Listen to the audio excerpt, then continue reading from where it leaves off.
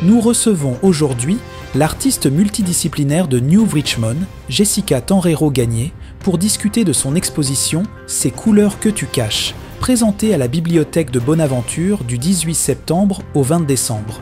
Elle lance cette exposition en tandem avec l'artiste Annick Loisel, avec qui elle partage une longue complicité.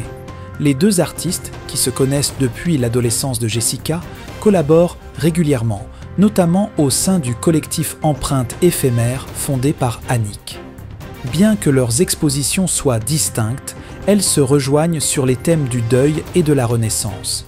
Jessica nous parle de sa démarche, de sa collaboration avec Annick et des petites morts du quotidien qui animent ses œuvres. Bonjour, moi c'est Jessica Tenreiro-Gagné. Je suis originaire de New Richmond et j'habite ici maintenant à New Richmond depuis 2017 que je suis de retour. Donc, j'ai tout le temps étudié en art, j'ai toujours fait de l'art, puis depuis quelques années, j'essaie de vivre de mon art carrément. J'enseigne aussi. Puis, ben, comme petit artiste multidisciplinaire, je touche depuis pas mal toujours le dessin. Je suis portraitiste professionnelle. Mon dada, c'est surtout le fusain, donc dessin noir et blanc. J'en fais aussi de couleur. Puis, en art plus contemporain, ma pratique actuelle, ce sont des encres à alcool. Donc, ça ressemble un peu à de l'aquarelle fluide, donc en encre, mais ça se travaille avec de l'alcool à friction sur du papier Yupo qui est spécialisé pour cette technique-là. Je fais aussi de la peinture acrylique, donc tous les médiums de dessin. Je fais des murales aussi. J'aime ça faire des grands formats. Je fais de la peinture sur vitrine. Puis, j'essaie de me spécialiser en céramique. Donc, depuis plusieurs années, je fais des petites sculptures plus en argile qui sèchent à l'air parce que j'ai pas de four à céramique. Mais j'ai eu l'occasion de pratiquer la céramique dernièrement, puis c'est vraiment vers ça que je m'enligne. Donc, côté sculpture, je suis vraiment connectée à ma double identité, c'est-à-dire que je suis moitié mexicaine. Puis, c'est pour moi une manière de rendre hommage à mes racines mexicaines, à ma famille qui vit loin de moi. Donc, puis de communier vraiment mes deux identités gaspésiennes et mexicaines.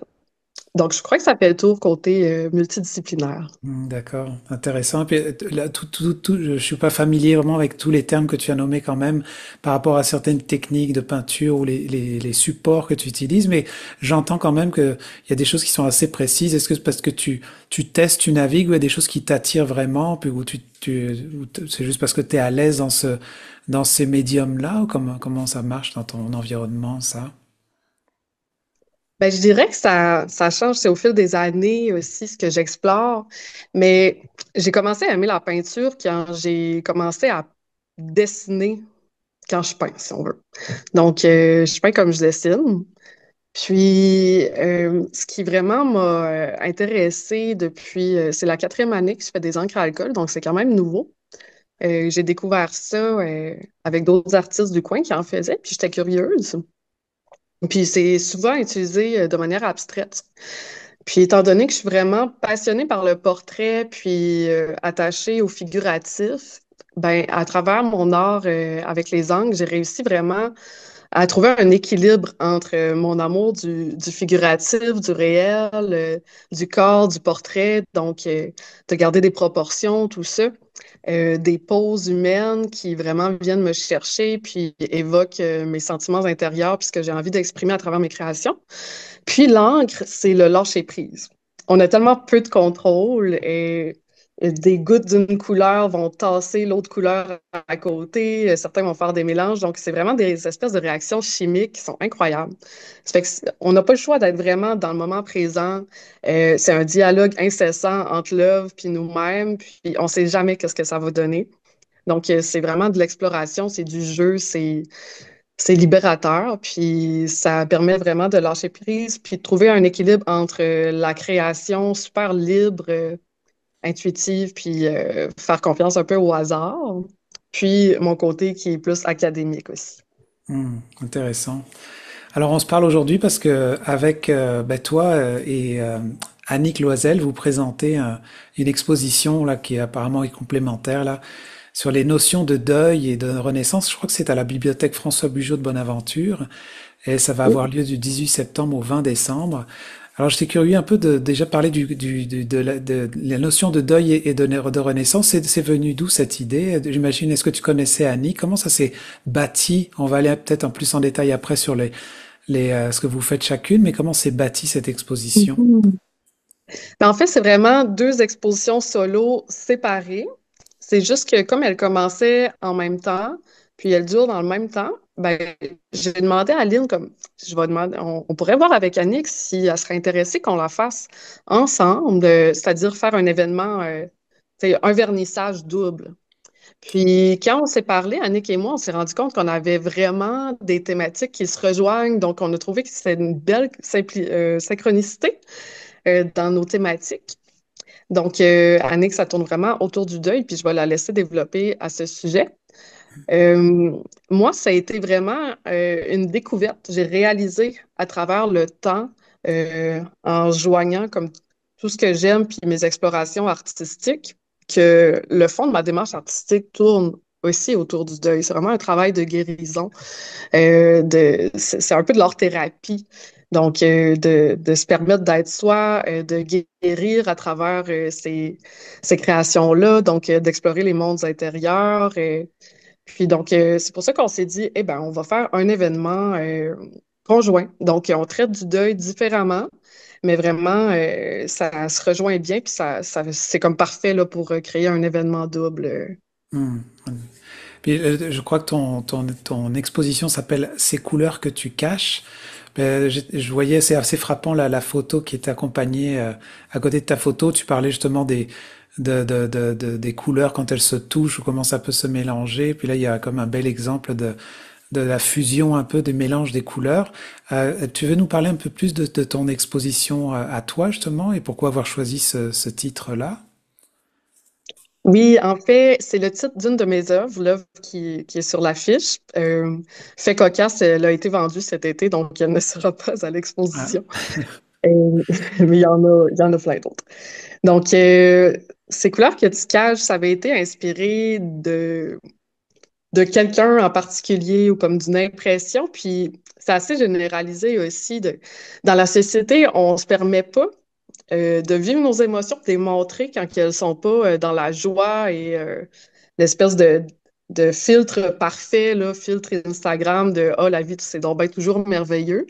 Puis moi, à travers mon art, j'essaie de laisser place à ça, à toutes les couleurs des émotions qu'on peut vivre dans une vie, puis tout ce qu'il faut qu'on cache parce que c'est pas socialement acceptable de le démontrer.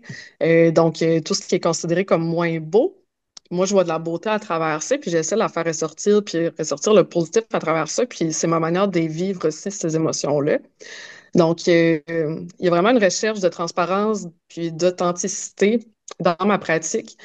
Puis, c'est pour ça, comme ces couleurs que tu caches, c'est ça, tout notre monde intérieur, qu'on se permet seulement de montrer une infime partie, puis de cacher le reste. Puis ça, je trouve que ça démontre souvent une fausse, ça manque d'authenticité, en fait, puis ça montre une fausse image de ce que c'est notre vie.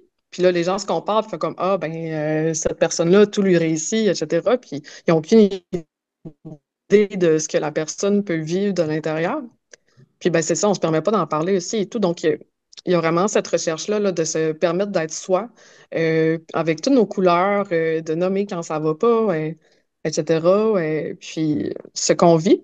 Puis je trouve que cette ouverture à justement cette sincérité-là, cette authenticité-là, ça fait du bien aux autres. Puis ça leur donne le courage aussi de s'exprimer puis d'être plus authentique puis honnête avec eux-mêmes puis aussi avec les autres puis c'est ça. Donc je trouve que ça crée des relations plus authentiques aussi puis ça nous permet d'être mieux avec nous-mêmes aussi de se permettre d'être complètement soi là, sans filtre puis sans mettre de masque.